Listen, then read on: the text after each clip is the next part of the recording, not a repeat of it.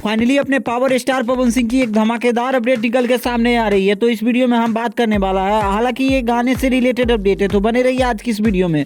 तो कल अपने पावर स्टार पवन सिंह का काला ओढ़नी का एक टीजर मोशन पोस्टर आया है। तो आप सभी उस गाने का टीजर अगर मोशन पोस्टर नहीं देखा तो जाकर देख सकते हैं। और आज शाम को फाइनली गाने का फुल टीजर आ रहा है, यानी टीजर वीडियो का जो होता है मेन पार्ट, उसका टीजर आ रहा है। तो पावर स्टार पवन सिंह का काला ओढ़नी का मोशन पोस्टर रिलीज कर दिया गया है।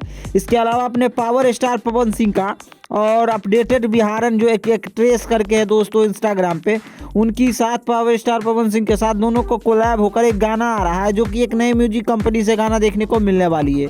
हालांकि अभी ये पता नहीं चला है कि कौन सी कंपनी से ये गाना है, लेकिन शूटिंग बहुत तेज जोरों शोरों से तेजी से चालू है। तो आप सभी को ये गाना खूब ज़्यादा पसंद आने वाली है। इस गाने में अपने पावर स्टार पवन सिंह के साथ अपडेटेड बिहारन आप सभी को देखने को मिलने वाली है, और कुछ नए लुक्स हट के देखने को मिलने वाली है ये गाने को लेकर।